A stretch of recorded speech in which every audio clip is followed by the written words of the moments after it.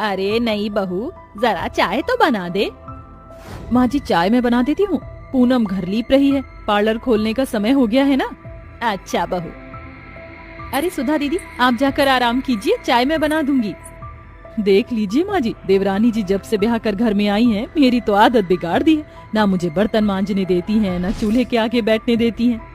पर बड़ी बहू ठीक ही तो कह रही है। नहीं बहू, इस वक्त तू पेट से है, तुझे आराम करना चाहिए। वही तो, मगर माँ जी आप मुझे नई बहू कहना कब छोड़ेंगी? 6 महीने हो गए हैं बहू बनकर इस घर में आए मुझे। हाँ, और 6 महीनों में हमारी प्यारी भाभी ने अपनी ब्यूटी पार्लर की बड़ी पहचान बना ली है। सीता और सरजू के 3 बच्चे होते हैं, 2 बेटे और 1 बेटी और 2 बहुएं। पूरा परिवार एक मिट्टी के घर में बड़ी गरीबी में रहता है, जिसके आधे हिस्से में पूनम अपना ब्यूटी पार्लर चला रही है। तभी दरवाजे पर खटखट होती है। पूनम अंदर आ जाओ। अरे माँ जी, सुधा दीदी मैं बातों ही बातों में भूल ही गई, आज मैंने श्रद्धा जी की बुकिंग ले रखी है। अच्छा मैं जाती हूँ, ये पर्दा लगा लीजिएगा। आ जाइए श्रद्धा जी, मैं पार्लर में ही हूँ। ब्यूटी पार्लर में आते ही पसीने से भीगी श्रद्धा कुर्सी पर बैठकर गहरी सांस भरते हुए कहती है, उफ, कितनी गर्मी है बाहर, मगर तुम्हारा ये ब्यूटी पार्लर एकदम बर्फ जितना ठंडा है। मुझे तो आज तक समझ में नहीं आया कि तुम्हारा पार्लर इतना ठंडा आखिर रहता कैसे, जबकि यहाँ तो कोई एसी भी नहीं लगी। श्रद्धा जी, हम गरीबों के घर में महंगे एसी, कूलर, पंखा नहीं होता, क्योंकि हमारी जिंदगी तो कमाने खाने में ही बीत जाती है। पर सबसे बड़ी खुशी पता है क्या होती है? जब दिन भर कमाने के बाद पूरा परिवार सुख से 2 वक्त की रोटी भी साथ शांति से खा सके। और मेरा ब्यूटी पार्लर इसलिए ठंडा है क्योंकि मेरा ये घर मिट्टी का बना है। इसके बाद पूनम श्रद्धा का बहुत ही प्यारा सा मेकअप करती है। अब गुजरते दिन के साथ ठंड शुरू हो जाती है। तभी एक कस्टमर मेकअप कराने के लिए उसके पार्लर में आती है। जरा सुनिए, पूनम आप ही हैं? मुझे श्रद्धा ने आपके ब्यूटी पार्लर का एड्रेस दिया है। आपने उसका बहुत ही प्यारा मेकओवर किया था। I am just loving. मुझे भी वैसा ही पार्टी वियर मेकअप करवाना है। जी ठीक है, बैठ जाइए। इसके बाद पूनम कस्टमर का मेकअप करने लगती है, पर ब्यूटी पार्लर ठंड से भरे होने के चलते वह कपकपाने लगती है। उफ, आपके पार्लर में तो बहुत ही ज्यादा ठंड है, प्लीज हीटर चला दो। हीटर की बात से उस गरीब बहू के चेहरे पर एक बड़ी हिचक आ जाती है। माफ कीजिएगा, मगर मेरे पार्लर में हीटर नहीं है। What the hell is this? Parlour खोल कर बैठी हो और यहाँ पर एक हीटर तक नहीं है। रहने दो, मैं अपना मेकअप कहीं और से कर लूंगी। इतनी ठंड में बैठकर मुझे अपनी कुल्फी नहीं जमानी। झोपड़ी में पार्लर खोल रखा है, वहाँ भी एक हीटर तक नहीं। पता नहीं श्रद्धा ने भी किस गरीब ब्यूटी पार्लर वाली के यहाँ भेज दिया। इस तरह से पार्लर में ठंड की वजह से वह अमीरजादी कस्टमर बेचारी उस गरीब बहू को 4 बातें सुनाकर घमंड दिखाकर पर्स उठाती और चली जाती है। अब हर दिन की ठंड बढ़ती ही चली जाती है और दिन रात ठंडी ठंडी हवा चलती रहती है। तभी उस दिन सीता के दोनों बेटे अरविंद और राकेश उदास मुंह लिए घर लौटते हैं। अरे आ गए तुम दोनों, आज तो तुम दोनों भाई समय से पहले घर लौट आए। अजी ये तो अच्छी बात है, वैसे भी बाहर बड़ी ठंड है। तभी सीता अपने दोनों बेटों का ठंड से मुरझाया चेहरा देखकर उनसे पूछती है, राकेश, अरविंद, क्या बात है, तुम दोनों परेशान क्यों दिख रहे हो? क्या बताएं माँ, ठंड बढ़ने की वजह से कई दिनों से फैक्ट्री में काम धाम एकदम मंदा सा था, इसीलिए आज फैक्ट्री के मालिक ने फैक्ट्री बंद कर दी। अरे पर उनको अगर फैक्ट्री बंद करनी ही थी तो तुम दोनों को पहले तो बता देते। अभी ठंड में अचानक से तुम्हें कौन काम देगा, हर जगह काम की मारामारी है।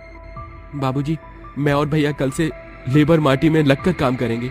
मगर अरविंद जी, मैंने तो सुना है उसमें एक दिन का बड़ी मुश्किल से ही सिर्फ 70 रुपए मिलता है।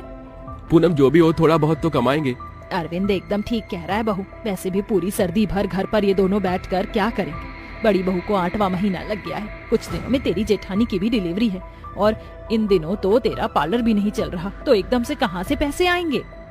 इसके बाद सब सो जाते हैं, मगर रात में बहुत तेज बारिश होती है, जिससे उस दीवार की मिट्टी जगह जगह से गलने लगती है, जिससे ठंडी हवा उनके घर में तेजी से घुसने लगती है, जिससे कि कस्टमर उस गरीब बहू के ब्यूटी पार्लर में ठंड भरा देखकर बाहर दरवाजे से ही चले जाते। ये देखकर पूनम चिंता में आ जाती है। ये क्या हो रहा है, जबकि अभी तो शादी ब्याह का सीजन चल रहा है, फिर भी कोई भी मुझ गरीब बहू के ब्यूटी पार्लर में क्यों नहीं आ रहा।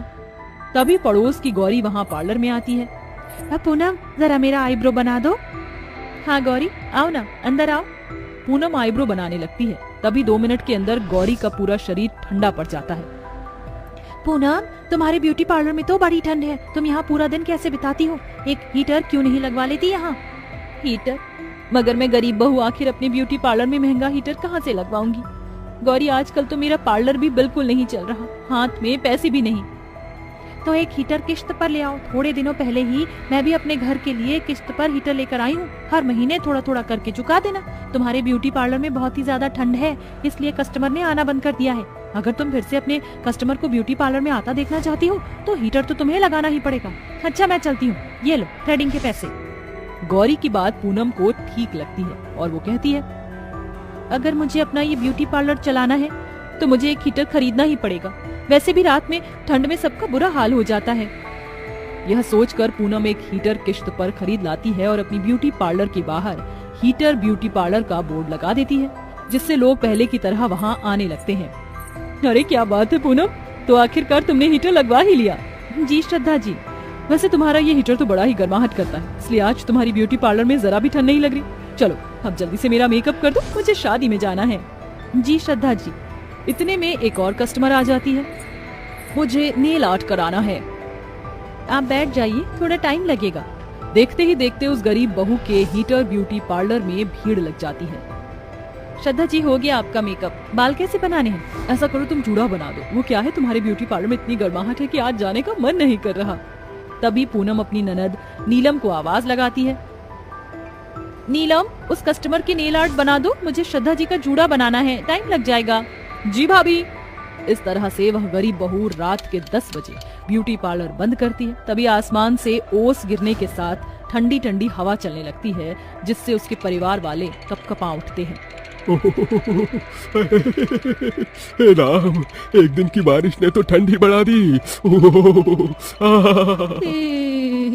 हाजी, वही तो, ऊपर से ये ठंडी ठंडी हवा तो और भी जोरों का जाड़ा उखाड़ रही है। अपने ससुराल वालों को ठंड से ठिठुरता देखकर वह गरीब बहू ब्यूटी पार्लर से हीटर लाकर घर में लगा देती है, जिससे उनका बर्फ जितना ठंडा मिट्टी का घर एकदम गर्म हो जाता है। माँ जी, बाबूजी, अब आप सभी आराम से सो सकते हैं।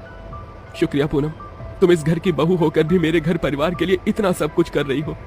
अरविंद जी, इस परिवार ने मुझे अपने घर का हिस्सा बनाया है, इसलिए ये मेरा भी तो परिवार हुआ।